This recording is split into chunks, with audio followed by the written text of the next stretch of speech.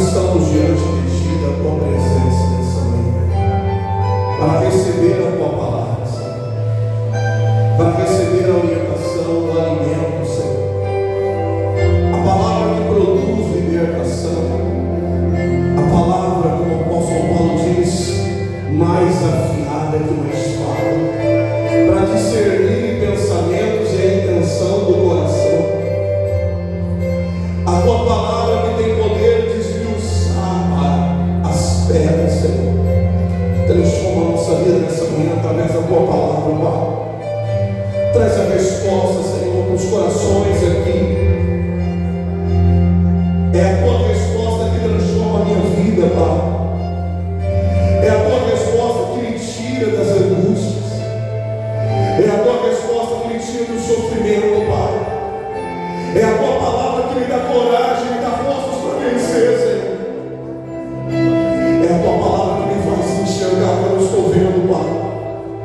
Me faz enxergar. É a Tua palavra que me prepara para o que há de vir. É a Tua palavra que me prepara. Jesus, transforma-nos, ó Pai, nessa manhã, através da Tua palavra. É a Tua palavra, Senhor, que nos impulsiona a continuar em meio às lutas, em meio às dificuldades, porque o Senhor honra e vela em cumprir a Sua palavra. Céus e terras passariam, mas a Tua palavra não há de passar. O Senhor disse através do profeta Isaías: toda palavra que sai da minha boca não volta vazia, mas antes prosperará naquilo que me apraz, naquilo que lhes virei. Assim como a chuva cai do céu para lá não volta, assim é a minha palavra, diz o Senhor. Pai, nós confiamos na Tua palavra. Nós confiamos na Tua palavra como aquele centurião que disse: diga apenas uma palavra e o meu criado ficará curado. Diga apenas uma palavra nessa manhã, Senhor, para transformar a nossa vida, o nosso ser, Jesus. Ah, Espírito Santo, opera, Pai. Opera, Senhor, através da Tua palavra nessa manhã, Jesus. Que o Senhor possa me usar, Pai, e usa nesse altar para transmitir o recado, Senhor. E usa, Senhor, nesse altar, Pai. Eu quero ser boca de Deus aqui neste lugar, dizer assim diz o Senhor. E usa, Pai. E usa como profeta, Pai, nessa manhã, para transmitir o recado. É o que eu te peço a Ti, Jesus. Levante as suas mãos para o céu e diga assim comigo: Senhor Jesus, fala comigo nessa manhã e transforma a minha vida através da Tua palavra, em nome de Jesus. Aplauda o Senhor, igreja, aplauda Jesus. Aleluia. Diga glória a Deus. Bom dia, meus irmãos. Pode se assentar, sejam todos bem-vindos à casa de Deus. É um prazer a gente estar junto aqui, junto a gente poder compartilhar uma palavra. Deixa eu só ajeitar aqui, certo aqui, Felipe? Para me deixar um pouquinho para cá e um pouquinho para lá também, né? Tudo certo. Me ajeitando aqui com o Felipe. Mensagem Júnior gravando. Tudo certinho. Deixa eu só ajeitar aqui o meu também para gravar essa mensagem também. Então, se você trouxe a sua Bíblia, quem trouxe a Bíblia Sagrada? Pastor, eu trouxe a minha Bíblia Sagrada. Se você trouxe a sua Bíblia, abra ela na primeira carta Tessalônica, os Tessalonicenses. Tessalonicenses. Primeira carta que Paulo escreve à igreja de Tessalônica, capítulo 4. O tema da nossa mensagem dessa manhã é viver para agradar a Deus. Viver para agradar a quem? A Deus. Esse texto que Paulo escreve a essa igreja tessalônica é uma igreja que a gente vai perceber que ela se destaca diante das outras demais igrejas, porque ela aprende um princípio muito verdadeiro e poderoso. Na primeira carta que Paulo escreve, capítulo 4, versículo 1, tema da mensagem: viver para agradar a Deus. Diz assim: finalmente, irmãos, pedimos a vocês e os exortamos no Senhor, que assim como aprenderam de nós a maneira de como devem viver e agradar a quem? A Deus. Efetivamente, os que estão fazendo, vocês continuem progredindo cada vez. Vocês continuem progredindo cada vez. Então, quando a gente olha para essa igreja, Paulo está chegando aqui com os demais irmãos, com o Barnabé, com o Timóteo, feliz, dizendo: finalmente, valeu a pena a gente gastar tempo, valeu a pena a gente ensinar, porque agora vocês estão vivendo para agradar a quem? A Deus. É assim que vocês estão vivendo. E eu fico feliz que vocês também estão progredindo. Não é uma coisa que estacionou, parou, mas há uma progressividade. A vida cristã, ela pede progressividade. A vida cristã, ela pede crescimento. Amém, igreja? Agora, a grande questão que a gente se pergunta é: o que essa igreja viveria? O que de fato é agradar a Deus? Como é que eu posso dizer o servo agrada a Deus? O que qualifica você dizer que você agrada a Deus? O que agrada a Deus?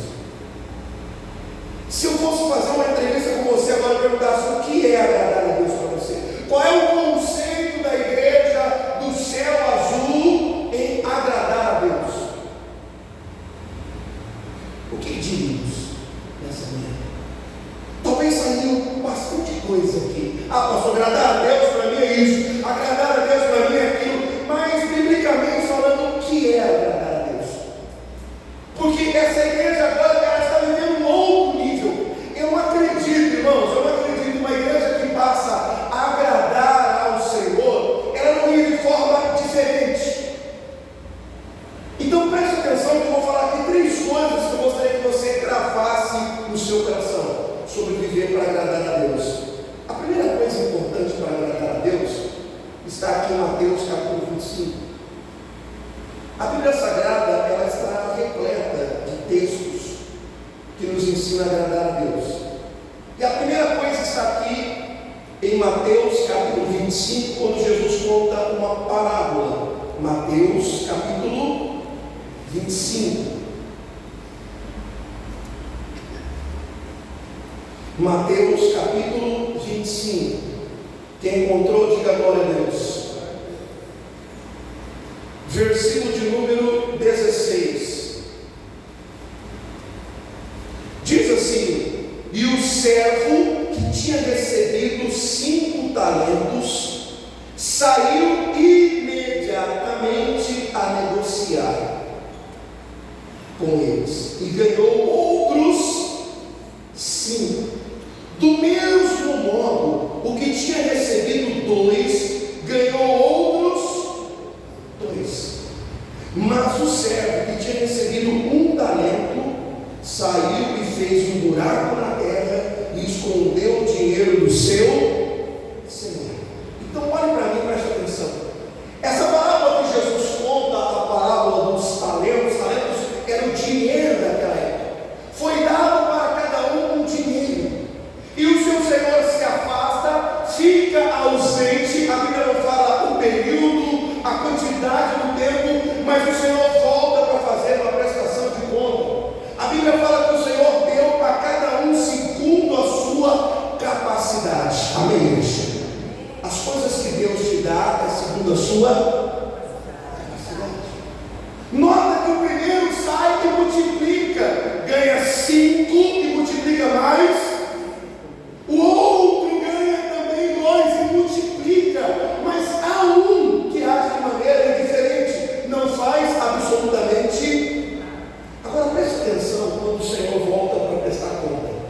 versículo 20. E aproximando-se o que tinha recebido 5 talentos, entregou 5 talentos, dizendo: Senhor, me confiou 5 talentos, eis aqui outros 5 que ganhei. E o Senhor disse: muito bem, servo bom e você foi fiel um pouco, sobre muito o quê? Venha participar da alegria do seu Senhor. Aproximando-se também o que tinha recebido 2 talentos, o Senhor me confiou 2 talentos, eis que aqui está outros 2 que ganhei. Então o Senhor disse: muito bem, servo bom e você foi fiel no pouco, e sobre muito colocarei. Venha participar com a alegria do seu. Então olhe para mim agora, preste atenção. Esses 2 servos conseguem agradar a quem? O Senhor. A gente está vendo alegria, a gente está vendo em Deus aqui nessa palavra uma alegria. Mas por que desta alegria? Por que Deus está alegre aqui? Existem 2 frases que o Senhor fala para os 2 a mesma coisa: servo bom e aí ele fala uma coisa que me chamou muita atenção: sede fiel no pouco. Sede fiel no quê? Então preste atenção. Uma das coisas que mais agrada ao Senhor é quando a gente aprende a ser fiel no. Pergunta para o irmão que está do seu lado: você é fiel no pouco? Agora preste atenção no que eu vou dizer para você. Quando a gente olha para esse texto, esses homens agradam ao Senhor, porque o que eles receberam não foi muito, mas foi pouco. Mas mesmo recebendo pouco, eles se manteram como igreja fiel. Agora preste atenção, eu vou dizer para você. O que significa para nós aqui agora, para a nossa igreja, o que é ser fiel no pouco? Ser fiel no pouco, você está dizendo para Deus assim: eu sou uma pessoa confiável. Diga para o irmão pessoal: eu sou uma pessoa o quê? Quem é fiel no pouco se apresenta como uma pessoa confiável. Ser fiel no pouco revela também o seu caráter. Ser fiel no pouco revela o quê? Quem é você de verdade quando tem pouco? Pergunta para o irmão da sua aula: quem é você quando você tem pouco? Ser fiel no pouco te qualifica para ter mais. Ser fiel no pouco te qualifica para ter o que, igreja? Note que o Deus está dizendo assim: olha, vocês foram fiel no pouco, no muito eu vou te dar mais. Eu vou dar mais para vocês. Porque mesmo na quantidade pequena, vocês mostraram caráter, vocês mostraram confiáveis, vocês agora estão prontos para terem que, igreja, mais. Você está vendo que o intuito deles foi de agradar? Você está percebendo o que agradou o Senhor? O que agradou o Senhor foi a postura que eles tiveram diante do povo. O que agrada ao Senhor é a sua postura diante do pouco. Porque diante do pouco a gente se revela muito. Como algumas pessoas diante do pouco podem ser murmuradoras.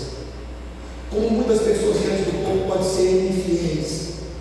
Como diante do pouco algumas pessoas podem se voltar contra Deus. Porque eu tenho pouco.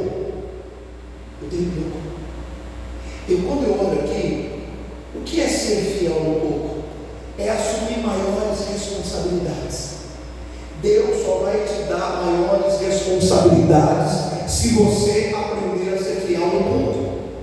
Você consegue dizer isso para o irmão pessoal? Deus só vai te dar maiores responsabilidades se você for fiel no quê? No pouco revela de fato quem nós somos. O pouco revela quem? Já reparou isso aqui? Tem gente que rouba porque tem pouco. Não é assim que a pessoa fala? Eu tenho pouco, é por causa que a gente passa necessidade. E aí, o pouco, ela se transformou o quê? Uma pessoa desonesta. O pouco revela muito sobre nós, do que nós vamos ser. Porque muitas pessoas utilizam porque tem pouco, porque a situação é de escassez, Deus não me deu muito, eu não tive muita sorte na vida, a vida não foi maravilhosa para mim, então eu decidi ser o quê? Desonesto. Desonesto. Ser fiel revela muito sobre você. Que tipo de pessoa que você vai ser? Honesta ou desonesta? Isso aqui é muito sério. Porque a gente vê pessoas que, mesmo com um pouquinho, elas são, irmãos, honestas. E a gente vê pessoas com pouco sendo, irmãos, desonestas. Que abriram a porta da desonestidade porque simplesmente estão ganhando pouco. Não, eu devia ganhar mais. Eu devia ter mais. Eu devia possuir mais. É assustador, irmãos, algumas coisas que a gente vê por aí. Porque tem tantos esquemas dentro de uma própria empresa. Quantos lugares que a gente já descobriu e já viu, irmãos, que as pessoas pegavam peça da própria empresa e vendiam em outro o quê? Eu vou pegar da empresa e vou vender. Eu já vi casos assim dentro da igreja. Irmão, trabalhar em empresa de perfume, roubar perfume e vender para onde? Por fora. Porque a pessoa diz que eu ganho, só que ela não entendeu o princípio. Se ela vive um pouco para agradar a Deus, Deus coloca ela no muito. Quem está entendendo? Só que diga glória a Deus. Se ela vive fiel com Deus, mesmo tendo pouco, Deus coloca ela no muito. Deus faz com ela tenha muito. A gente usa sempre essa frase, esse jargão, que a gente usa sempre dentro da igreja, que a gente fala, o pouco com Deus é o quê? É muito. Só que a gente esquece. É um jargão, não é um texto bíblico. A gente usa muito esse jargão, um Deus mesmo tendo pouco, se transforma em quê? Em muito. Mas essa é a realidade. Então, a primeira coisa, se você quer agradar a Deus, comece agradando a Deus com pouco. Pouco. Seja fiel. É pouco. Mas eu sou fiel. Eu não abro mão de orar. Amém, igreja?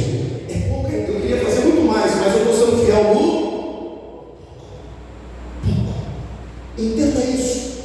O que a gente olha e vê o Senhor voltando alegre, transportando eles, tirando eles de uma situação para outra, pelo simples fato de serem fiéis no pouco.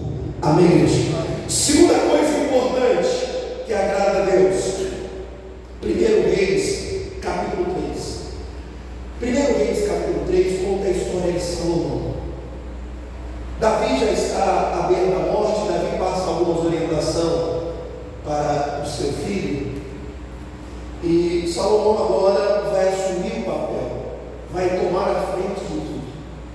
E é interessante que Salomão tem um encontro com Deus. Ele tem um sonho. Alguns estudiosos dizem que ele teve uma visão. Algumas traduções chamam de visão, algumas traduções chamam de sonho. Agora, qual foi o sonho que ele teve? O sonho que ele teve, Deus aparecendo para ele, dizendo assim: olha, pede o que você quiser. Parece um encontro com o gênio da lâmpada mágica, né? Vou te realizar o seu desejo. Você consegue imaginar isso, irmãos? Você consegue imaginar isso? Deus aparecendo, está lá no versículo 5, 1 Reis capítulo 3, versículo 5. Em Gibeão, o Senhor apareceu a Salomão de noite em sonho. Ele disse: peça o que você quer e eu irei te dar, ou vou lhe dar, ou vou te dar. Então olha para mim. O que você pediria? O que você pediria para Deus se Deus fizesse essa pergunta para você aqui hoje? Me ajude a pregar aqui hoje. O que você pediria para Deus? Na sua casa cabeça, eu imagino agora que já veio as suas necessidades. Veio ou não veio? Não. Olha lá, eu vou apertar daqui a pouco um pouquinho mais essa mensagem. O que veio na sua cabeça? Deus está dizendo para você, ó, pede o que você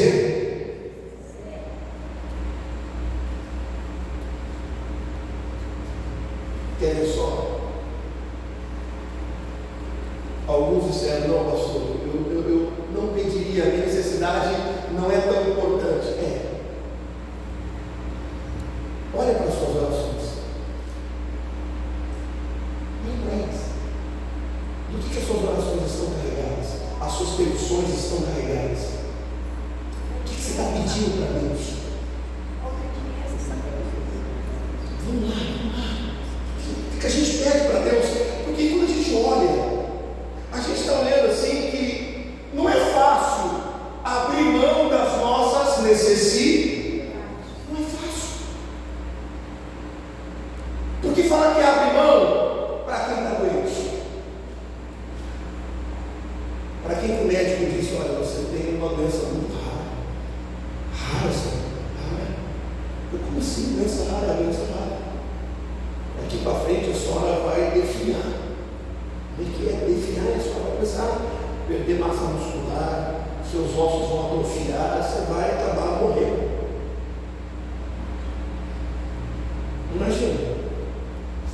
Imagina você descobre que está com câncer.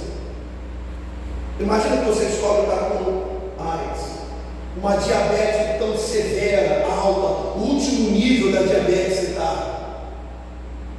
Como não pensar nas nossas necessidades?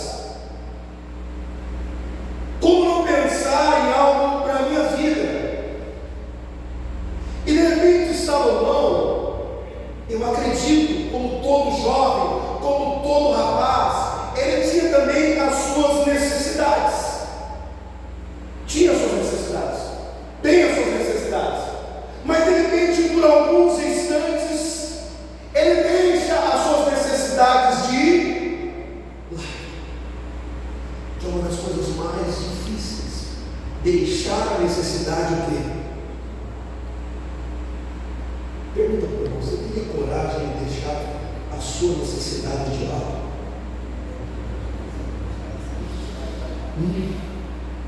Esquecer que você precisa da cura. Esquecer um pouquinho que você precisa ser curado. Esquecer um pouquinho que você precisa prosperar.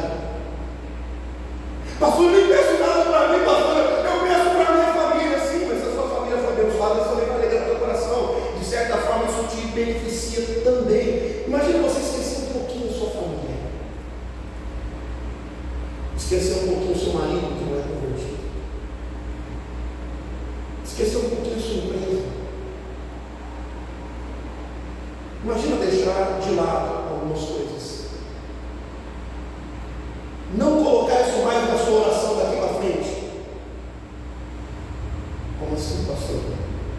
Imagina isso. Você não colocar a sua necessidade mais na sua.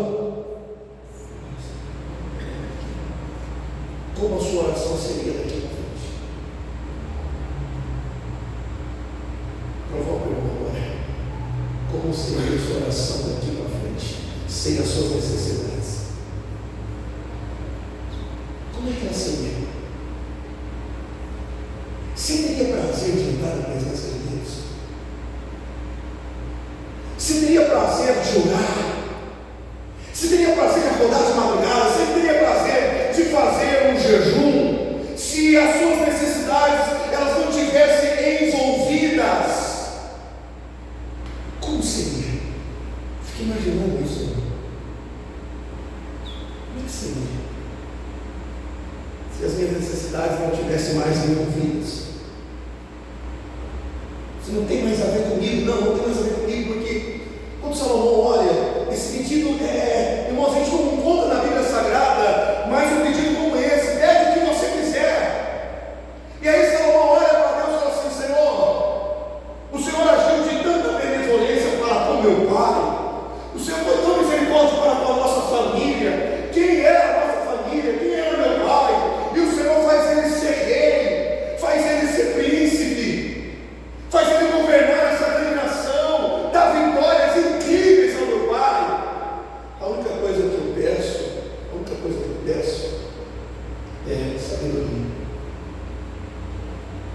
para governar. Sabe qual foi o pedido de Salomão? O pedido de Salomão, genuíno, foi dizer assim para Deus: Senhor, eu quero servir e ser um rei justo, com justiça. Justiça. Imagina se todo governante me disse isso, irmão: eu quero servir. Para quem eu quero sabedoria? Para mim mesmo? Não, porque eu quero servir. Eu quero poder fazer isso com justiça. Aí o texto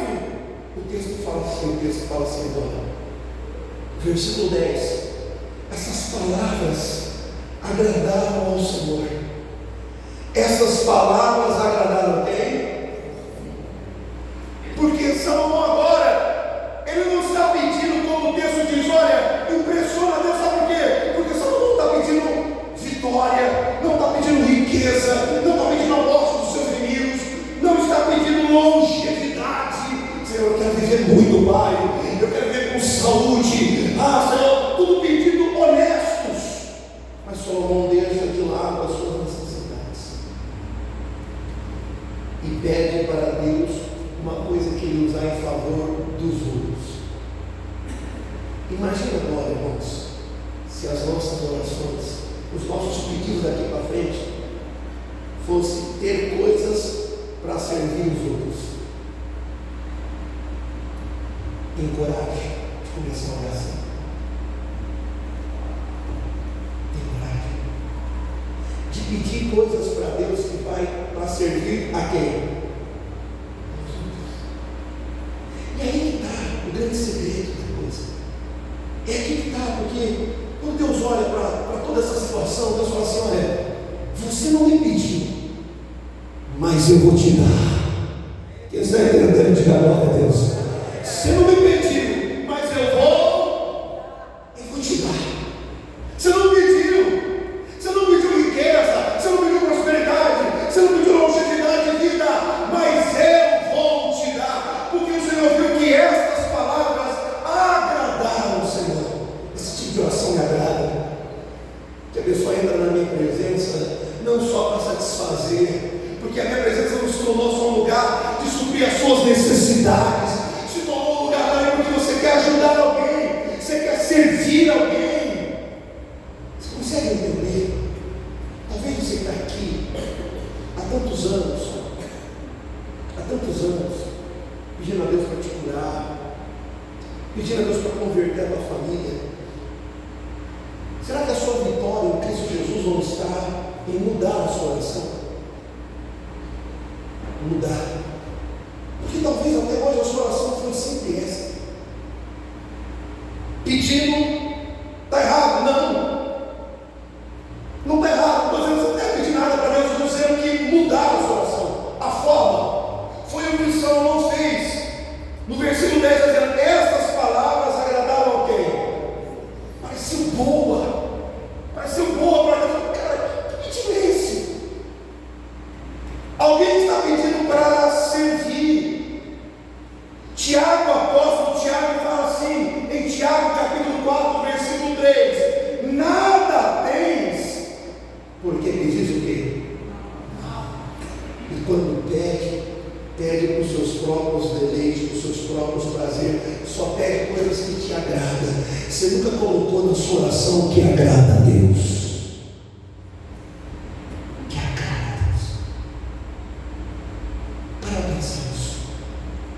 O que está na tua oração agrada a Deus ou agrada a você? Para pensar. O que está na tua oração agrada a Deus ou agrada a você?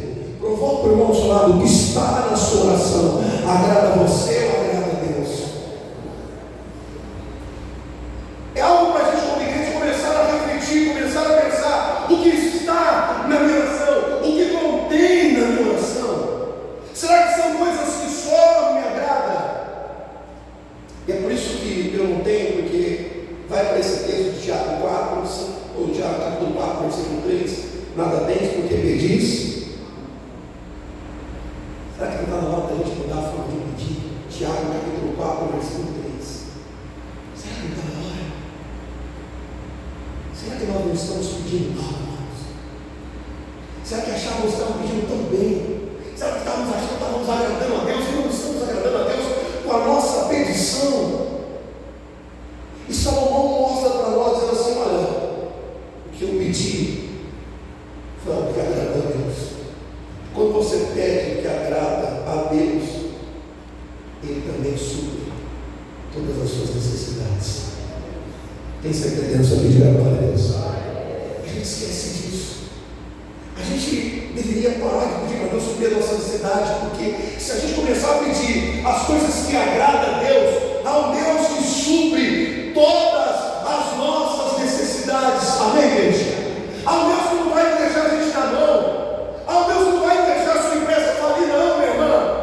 Há um Deus que não vai deixar você apodrecer, viver de uma maneira ruim, porque você decidiu agradar o Senhor. Quando a gente olha, irmão, a gente olha tanto aquela parábola, a gente vê qualidade na pessoa. A primeira coisa que eu disse para você foi servo bom e havia uma qualidade, bom. Aí a gente olha em Salomão, o que Salomão tinha? Aí você olha no versículo 3, no mesmo capítulo que a gente está olhando aí. Versículo 3 fala assim: Salomão amava a Deus. Salomão fazia o quê? É diferente a petição de quem ama a Deus. É diferente. Diga para o irmão da sua: é diferente a petição de quem ama a Deus. Quem está entendendo essa mensagem? Diga glória a Deus. Olha isso. Porque aqui está a chave de mudança na sua vida. Está a chave de transformação, porque Deus vai fazer. Porque a partir de agora você entendeu que o seu maior objetivo como cristão não é agradar a si próprio, mas agradar a quem? Você entendeu que você hoje aqui precisa mudar a sua forma de orar, a sua forma de pedir. Quando você muda isso, você é tão poderoso. Esse desejo genuíno de Salomão de servir e liderar com justiça. Servir e liderar o quê? Olha só no coração dele. Eu quero servir esse povo. Eu quero liderar com justiça. E Deus atribui o que ele não tinha. Deus atribui o que ele não pediu. E eu creio, minha irmã, que Deus vai atribuir o que você não pediu. Amém? Se você não pediu cura, Ele vai te dar cura. Se você não pediu prosperidade, Ele vai te prosperar. Só pelo simples fato de que você decidiu pedir aquilo que agrada o Senhor. Amém, Deus? Terceira e última página de fechar a mensagem. Salmo 51. 51, 17.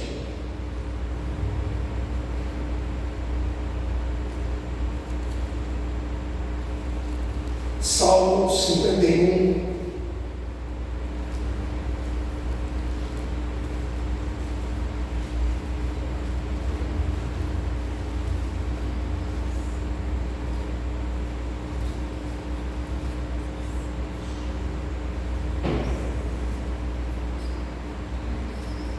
Salmo 51, versículo 17, o Salmo vai dizer assim, ó: o sacrifício.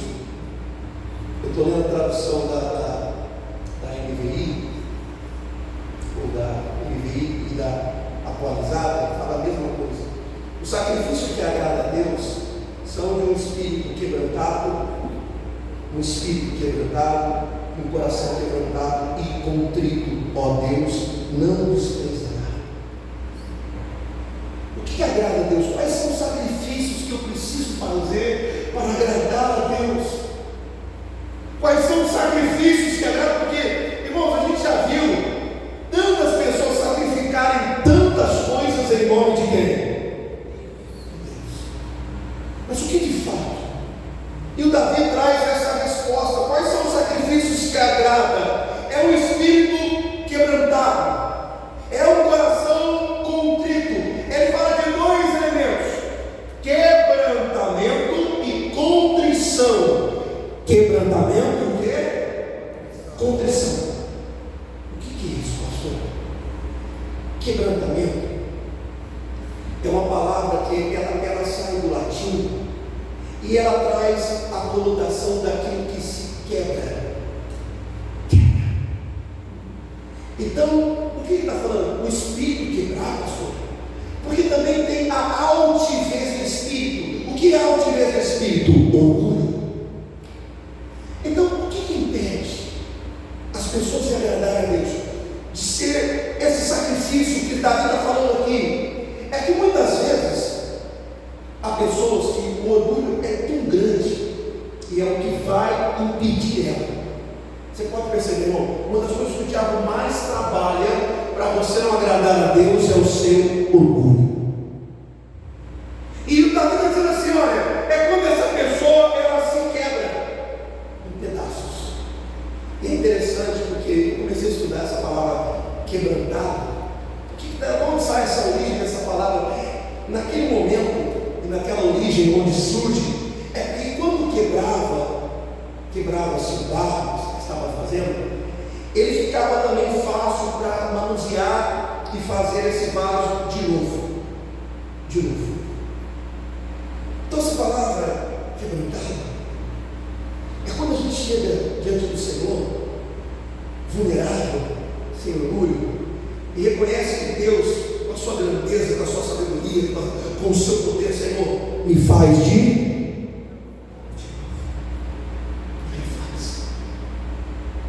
porque até agora, Senhor, eu não fui aquilo que te agrada. Até agora, mesmo estando dentro da igreja, mesmo sendo batizado em línguas, batizado nas águas, mas até agora eu não consegui ser aquilo que realmente te. Esse é o quebrantamento. Se quebra. E aí Deus vem e refaz tudo de. Existem pessoas aqui que a única forma de agradar a Deus é se passar por um quebrantamento. Algumas pessoas aqui, a única forma de agradar a Deus é passando por um quebrantamento. Quebrantamento significa enfraquecido, perder as forças. Quebrado. Para que Deus possa te refazer de novo. Você precisa disso. Não tem outro jeito, pastor, não tem. Aí ele fala de um coração contrito. A contrição. A contrição agora, ela é um sentimento. Não é remorso. A contrição é um sentimento que nos leva ao arrependimento. Contrição é um sentimento que nos leva à igreja. E isso aqui eu quero que você preste atenção nisso. Porque tem gente que às vezes tem remorso, tristeza e não arrependimento. Eu já vi muito isso. Não é que ela se arrependeu, é porque ela perdeu. Sabe quando você perde alguma coisa e você fica triste? Não, você está arrependido. Você está com o sentimento daquilo que você perdeu. Porque muitas vezes acontece isso. Você perdeu, então você fica triste porque te tiraram, porque arrancaram você, porque fizeram alguma coisa. E aí você está triste pelo que perdeu. Você não está com contrição por aquilo que você fez de errado. E a contrição é isso. É um sentimento que gera em nós por aquilo que a gente fez. A Bíblia diz que quando Pedro nega Jesus e o galo canta, ele chora amargamente. Contrição. Amém, igreja? Contrição. Amargamente. Na hora que ele escuta o galo cantar, e ele percebe tudo que Jesus havia falado para ele: você vai me negar. Ele disse: não vou te negar. Quando o galo cantar, a terceira vez que o galo cantar, e a Bíblia diz: ele chora amargamente. Há uma contrição, há um arrependimento. Eu neguei Jesus. Ele está arrependido. E é isso que eu quero que você entenda aqui nesse momento. Que você coloque no seu coração. O que agrada a Deus? Quebrantamento. O que agrada a Deus? Contrição. Arrependimento. Amém, igreja? Então não importa o que você fez. Importa se você vai se quebrantar. Importa se haverá contrição no teu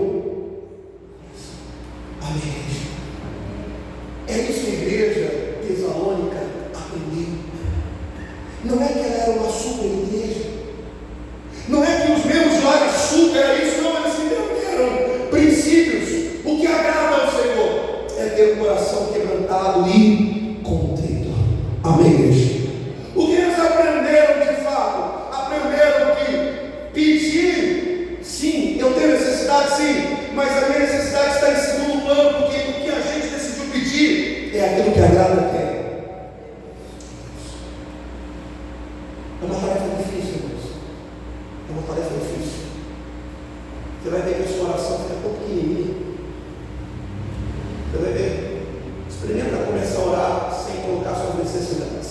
Sem colocar eu quero, eu preciso, ou Deus faz. Experimenta, você vai ver, fala, eu não estou conseguindo orar. Senhor, eu não estou conseguindo mais orar. Não é porque a sua oração estava carregada. Então a minha já esteve muito carregada mesmo, irmão, daquilo que me agradava, daquilo que eu queria, lotada, Senhor, extensa, lista o quê? Extensa. Então coloca no seu coração, a partir de hoje, viver para agradar o Senhor é isso. Amém, igreja? Vamos aplaudir Jesus muito forte.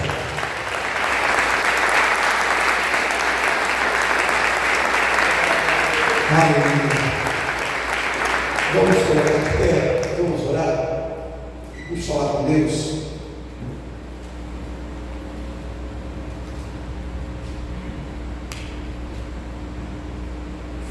Vamos experimentar o que Salomão experimentou. Salomão, ele não pede nada para si, ele pede aquilo que agradava a ele. O que agrada a Deus? O que Deus quer de mim? É o que eu falei até ontem com os outros aqui na nossa igreja ministerial. Tem muita coisa que Deus quer fazer através de você. Não é de mim, é de você. E aí a gente precisa se colocar dessa forma. Se falta sabedoria, peça sabedoria para Deus. Muda a sua forma de pedir as coisas para Deus. Tudo só que te agrada, mas não o que agrada a quem? Deus não negará bem algum, irmãos, bem algum para aqueles que andam corretamente, amém, irmãos? Ele vai te dar, Ele vai fazer, Ele vai operar. Coloca no teu coração isso. Se arrepende aqui hoje. Arrependimento, contrição, quebrantamento. Tira toda altivez, orgulho. Se quer mesmo. Amém, queridos? Coloca no teu coração. Fecha os seus olhos.